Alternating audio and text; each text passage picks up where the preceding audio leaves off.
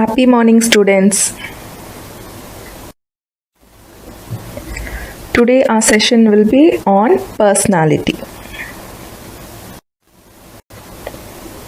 For today's session, I have taken references from share slides, internet sources, slides, images from internet, and I have referred to the book Organizational Behavior by Stephen P. Robbins. The word personality is derived from a Greek word known as persona, which means to speak through.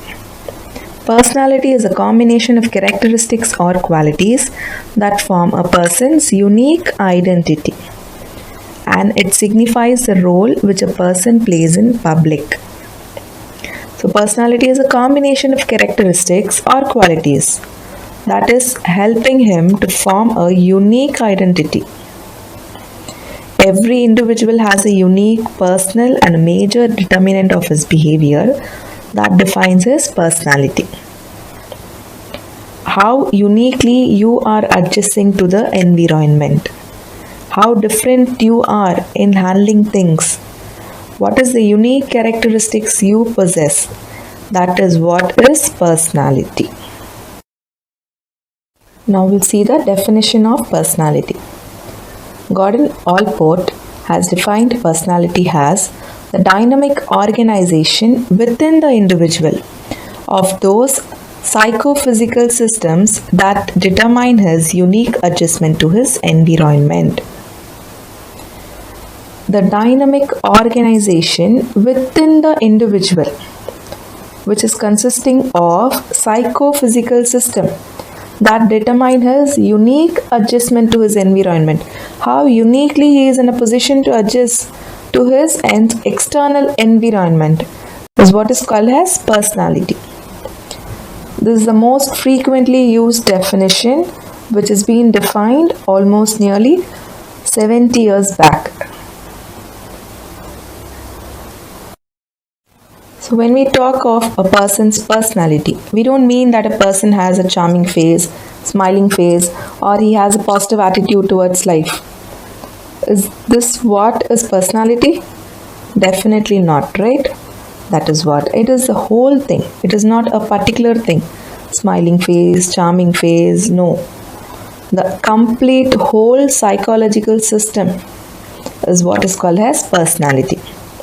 When psychologists talk of personality, they mean a dynamic concept describing the growth and development of a person's whole psychological system rather than looking at parts of the person. Personality looks at some aggregate whole that is greater than the sum of the parts, correct? It is not only few parts or few things you are describing in personality. You are describing about the entire greater thing. That is the whole psychological system, how it has got developed. Personality, it is a sum total of ways in which an individual reacts and interacts with others. It is a complete way in which an individual is reacting and interacting with others. Personality traits are mainly or basically influenced by two major features. One is inherited characteristics, another one is learned characteristics. Inherited is nothing but through heredity. What all characteristics you have inherited through heredity is what is inherited, and which you have learned from the society, from the organization, is what is called as learned characteristics. First one will see heredity. Heredity refers to those factors that are determined at conception. In fact, even before conception. It refers to physical structure, facial attractiveness, gender, temperament, energy level. Physically, how are you going to look? Facial, what will be your facial features? What will be your gender? How will be your temperament? What will be your energy level? Yes, it is not always through heredity. Sometimes even because of situation things do change. But generally what happens is like all these factors are being inherited from heredity. Next one is environment. Among the factors that exert pressure on our personality formation are the culture in which we are raised, our early conditioning, the norms among our family, friends, and social groups. So you're learning so much from your family, from your parents, from your mom, from your dad, from your grandma, your grandpa, from your sisters and brothers, the entire extended family. Then you're learning from your friends. In fact, friends influence you a lot because you are spending more of your time with your friends, either in your school or even after school. When you join a college also, you're spending so much of time along with your friends. So that is all influencing you to a greater level. Then comes a social group. Social group in the sense, it might be anything. Say for example, even it might be a TV rock star or a TV person, or say for example if you are so much deep into any kind of sports, then you will have one idol, one role model. You will follow what he is saying or what he is doing or how he is doing. All this is going to determine your personality. Then your culture in which you were raised, your early conditioning, the first 10 years, how was your conditioning? How did your parents put you under situation and how you came out of it? Were you left to cry, or were you taken back and you were pampered, or you were made to understand no, this is not the right thing? So based on that, and every one instance, one event, one stimuli, everything is helping you out to develop your personality. This is through environment. Then comes situation. The situation influences the effects of heredity and environment on personality. Either you have gained it from heredity or from environment. Based on every situation, it do differs and it is also influencing you. We have so many personality indicator tests which has been available online. In fact, now we are going to deal only with Myers-Briggs type indicator and the Big Five theory. But anyone can log into any website and just they can easily find out what is their exact personality.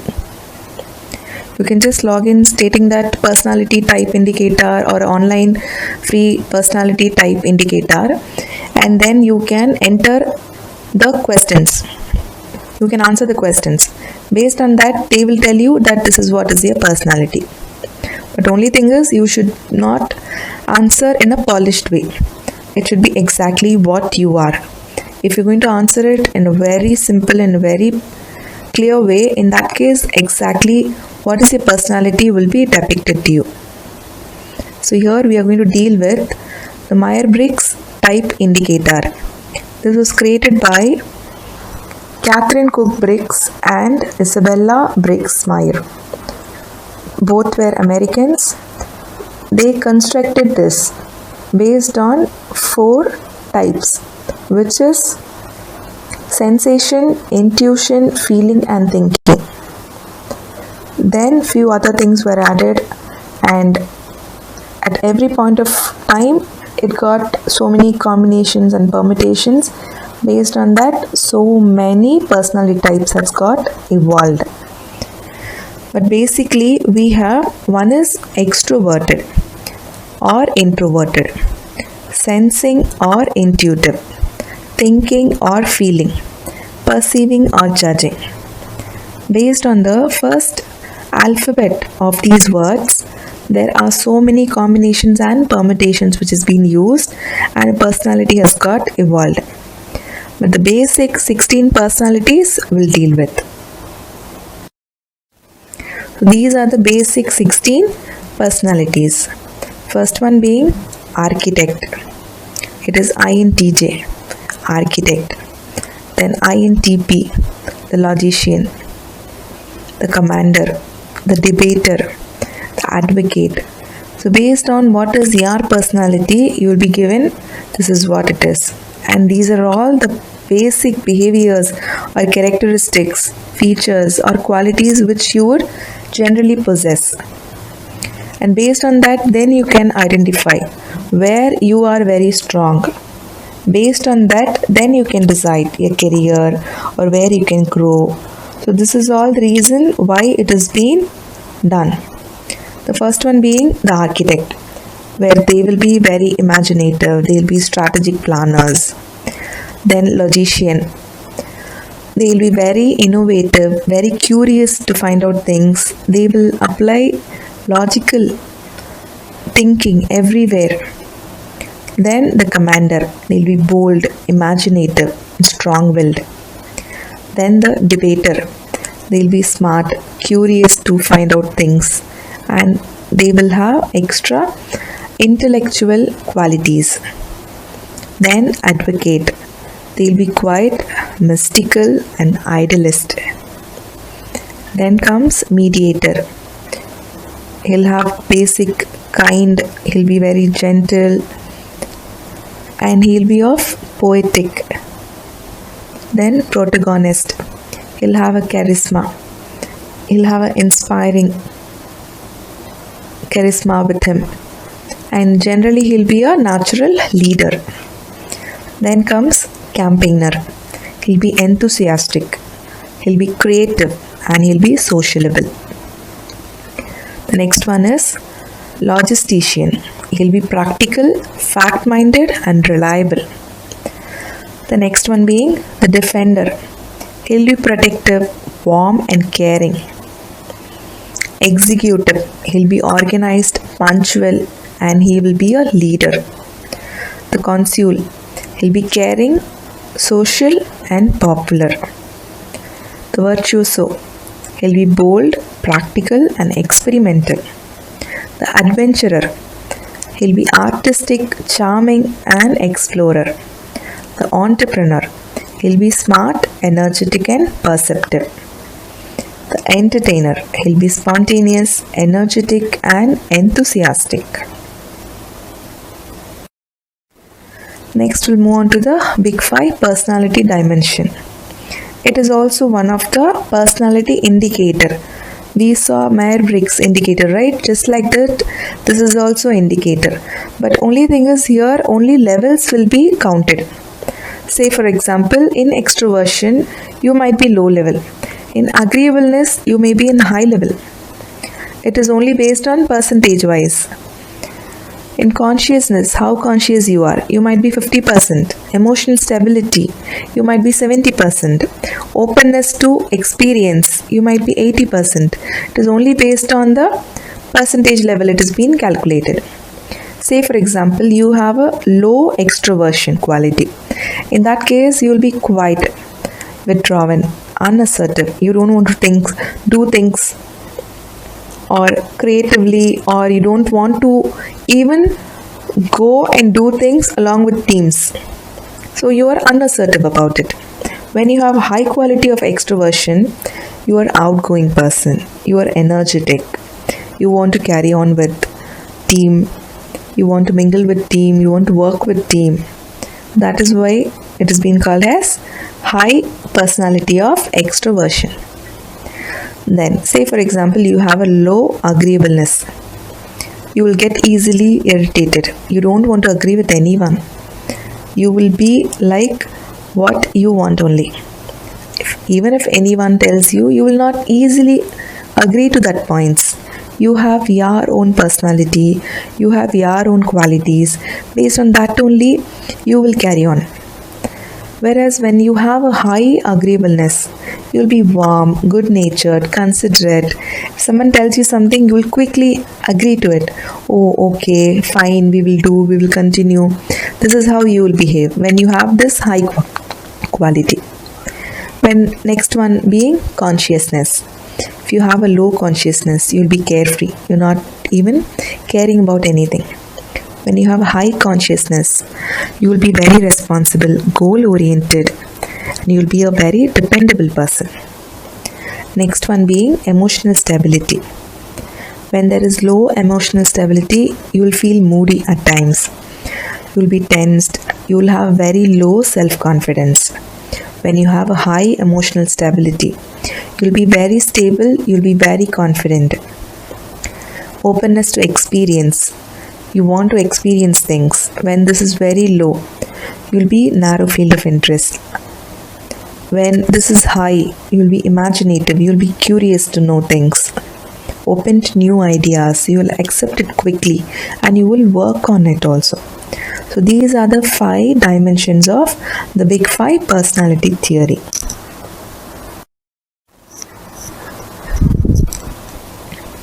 When you have high quality of openness, you'll be very curious, original, intellectual, creative, and open to new ideas. When you have high qualities of consciousness, you will be organized, systematic, punctual, achievement oriented, and you will be dependable. When you have high qualities of extroversion, you will be outgoing person, a very talkative, social person, enjoying social situations and activities. When you have high qualities of agreeableness, you will be affable. You'll be tolerant. You'll be sensitive to other people. You will trust people and people will trust you. You will be kind and warm. The last one being neuroticism. You will be anxious, irritable, temperamental and moody when you have high level of neuroticism. Next we'll move on to major personality attributes influencing OB. These are the personality attributes which are influencing entire organizational behavior. First one being locus of control. Then comes self-esteem, self-monitoring, risk-taking and type A personality. So we'll see all this in detail. First one being locus of control. The degree to which people believe they are masters of their own fate. So this level is called as locus of control. How well you feel like you can control your life is what it is. When you have internal locus of control, which means individuals who believe that they control what happens to them. They believe that they can control everything what is happening to them. It is only because of this reason this has happened. It is only because of this reason it has happened. That is all. Those who have external locus of control, they believe that whatever is happening, it is only because of some external source or external power or by way of chance or luck. So those who have internal locus of control, they feel like I can control my destiny. When they have external locus of control, they feel like others control my destiny. So this is what is the difference. Those who have internal locus of control, they feel like control of things. They have control of things around yourself. They give confidence to change. They create their own future. They feel that they have that ability and they are seeing life in the right perception, and that is how everything is being under control. The other side, they feel like they do not or have very little control of things. They only believe like only luck or random chances is being only source of success. That might be the reason because they have very less ability, or the way they see things or they perceive things is different from what these internal locus of control people feel like. Then we have self-esteem. It is nothing but individuals' degree to liking or disliking themselves. When you have a self-esteem, you feel like, yes, I can do this, I have this ability, I am seeing the world in the right perception, I have the ability to control my life. I can carry on with what has been decided, or I can change what has been decided in my destiny. So that level is called as self-esteem.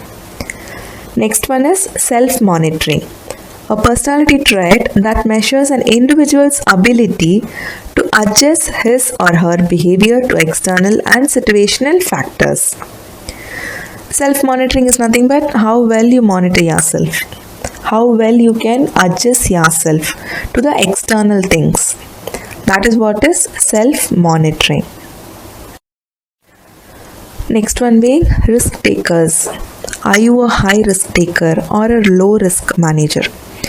If he is a high risk taking manager, he will quickly take decisions. He will not waste time on deciding things. He will use less information to make decisions. He might be jumping to the decisions or judgmental, but he will use only very less information to make decisions. He will operate in smaller or more entrepreneurial organizations.